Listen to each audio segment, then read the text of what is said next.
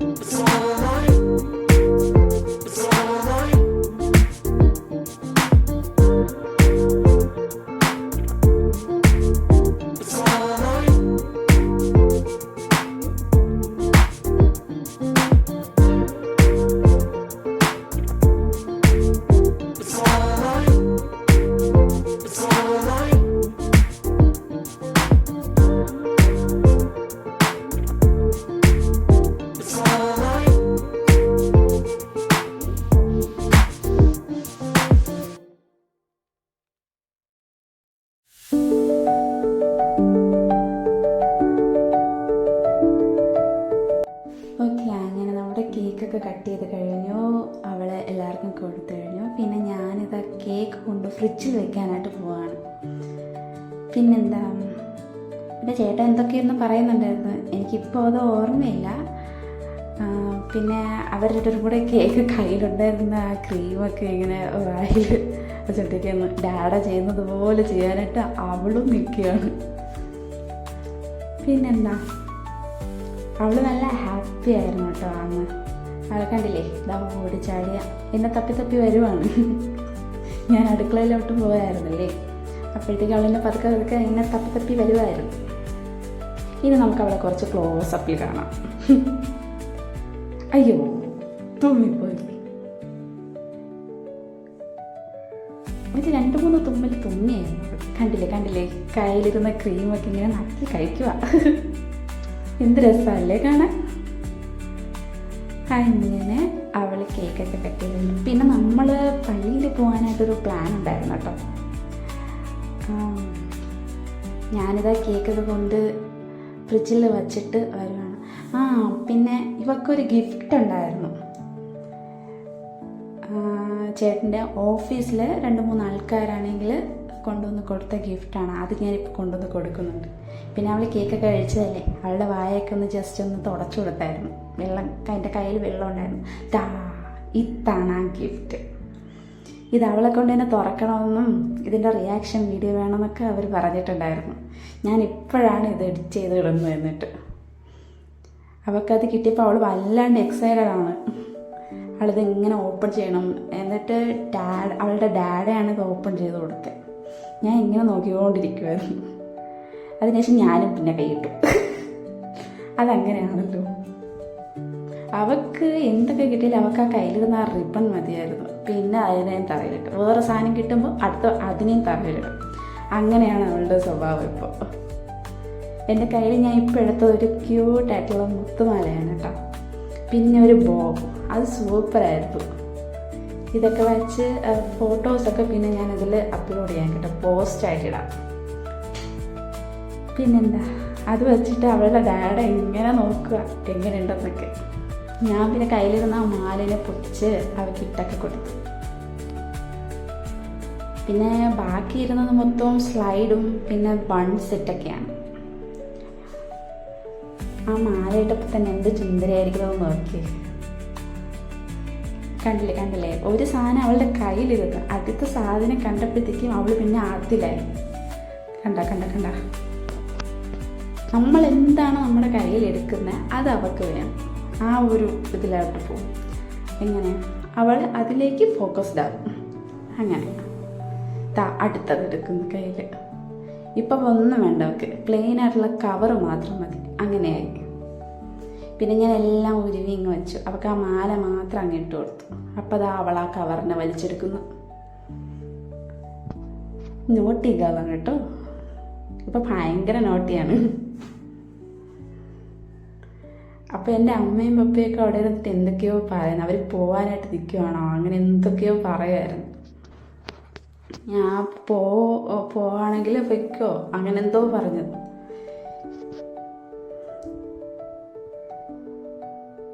ഞാനെല്ലാം കൂടെ അടുക്കി പറക്കി വെക്കുകയാണ്. കവറിൽ തന്നെ തിരിച്ച് വെക്കുകയാണ്. എൻ്റെ ചേട്ടൻ എന്തൊക്കെയായിരുന്നു പറയാനുണ്ട്, എനിക്കിപ്പോൾ ഒന്നും ഓർമ്മ വരുന്നില്ല.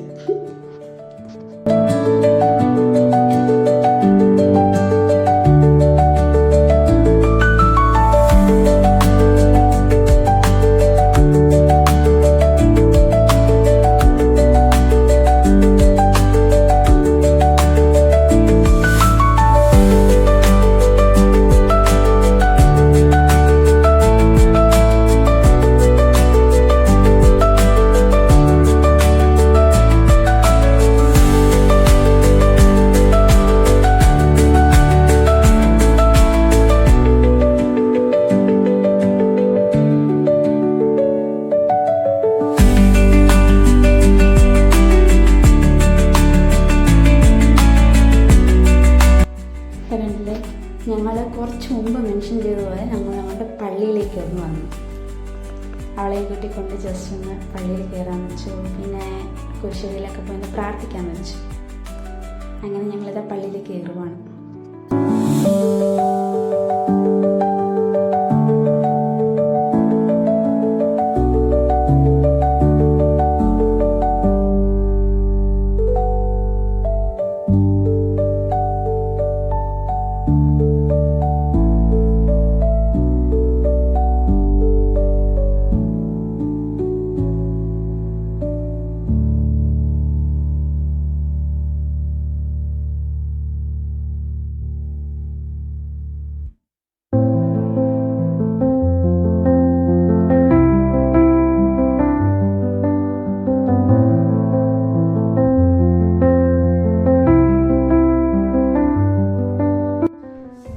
വിചാരിച്ച് പള്ളിയിൽ കയറി കഴിഞ്ഞാൽ മുട്ടുകുത്തി നിന്ന് കുരിശ് വരയ്ക്കണം എന്നാണല്ലോ. അപ്പം ഞാനിന്ന് കുരിശ് വരച്ചുകൊണ്ട് നിൽക്കുകയാണ്, എന്നിട്ട് പ്രാർത്ഥിച്ചുകൊണ്ടിരിക്കുകയാണ്.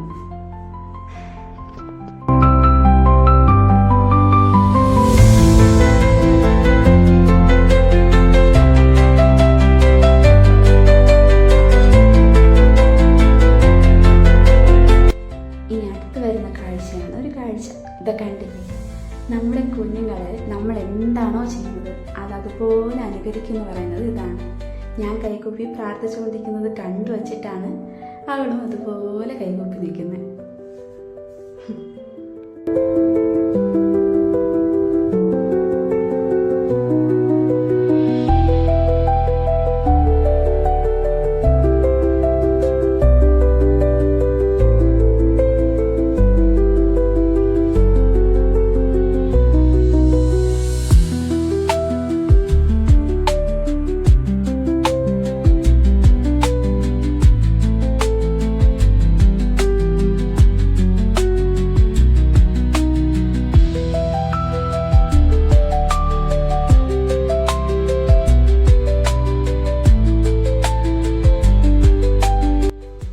പിന്നെ കുറച്ച് നേരം ഞങ്ങൾ അവിടെ തന്നെ ഇരിക്കുമായിരുന്നു. അത് കഴിഞ്ഞ് ഞങ്ങൾ പള്ളിയിൽ നിന്ന് ഇറങ്ങിയിട്ട് കുരിശടിയിലേക്ക് പോകാമെന്ന് വെച്ചു.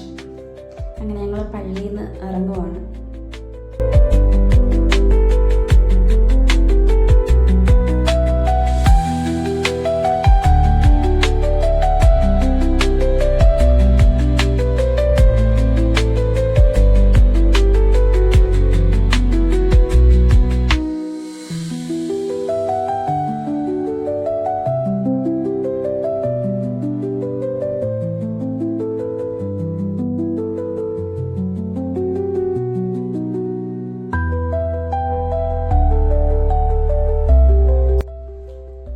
അവൾക്ക് നടക്കാൻ ഭയങ്കര കൊതിയാണ് കേട്ടോ. അങ്ങനെ ഞങ്ങൾ പള്ളിയിൽ നിന്ന് ഇങ്ങനെ ഇറങ്ങുമായിരുന്നു. അപ്പോഴത്തെ അവൾ വിടാനായിട്ട് പോയി പടിയിൽ നിന്ന് ഇറങ്ങിയപ്പോൾ. പിന്നെ കുഴപ്പമില്ല, ഈ പ്രായ പിള്ളേരിങ്ങനെയൊക്കെ തന്നെയാണല്ലേ, നിങ്ങളെന്താ പറയുന്നത്? അങ്ങനെ അതാ അവൾ ഇങ്ങനെ നടക്കുവാണ്. ഇവൾക്ക് നടക്കാൻ ഭയങ്കര ഇഷ്ടമാണ് കേട്ടോ. നമ്മൾ എടുത്തോണ്ട് നടക്കാമെന്ന് വിചാരിച്ചാൽ അതൊന്നും നടക്കത്തില്ല. അവൾക്ക് തന്നെത്താനെ നടക്കാനാണ് ആഗ്രഹം. അങ്ങനെ ഞങ്ങളിതാ കുരിശടിയിലോട്ട് കയറുവാണ്.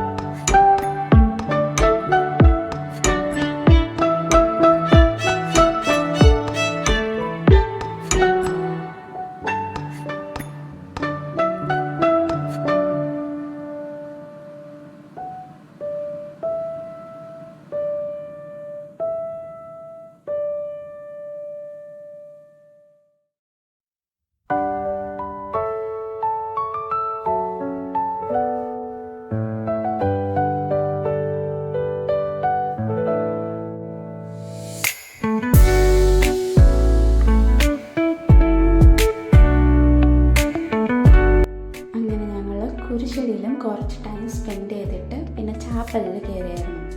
ചാപ്പലിലും കുറച്ച് നേരം ഇരുന്നിട്ട് അവിടെ നിന്ന് അങ്ങനെ ഇറങ്ങി ഞങ്ങൾ.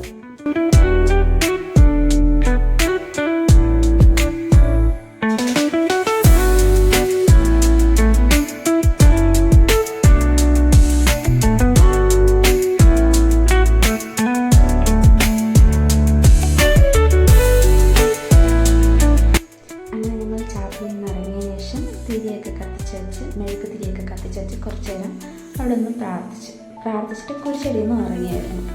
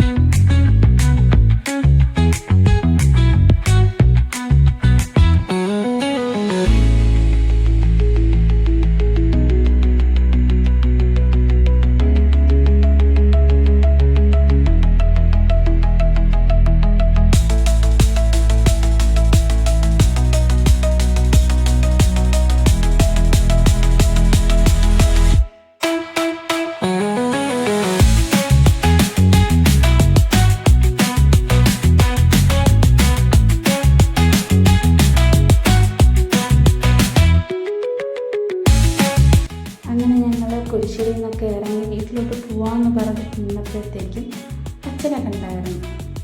പിന്നെ വിചാരിച്ചു അച്ഛനെ കണ്ടൊരു ബ്ലെസ്സിങ് ഒക്കെ വാങ്ങിച്ചിട്ട് ബർത്ത്ഡേ കുട്ടിക്ക് ഒരു ചെറിയ ബ്ലെസ്സിങ് ഒക്കെ കൊടുത്തിട്ട് വീട്ടിലോട്ട് പോവാന്ന്.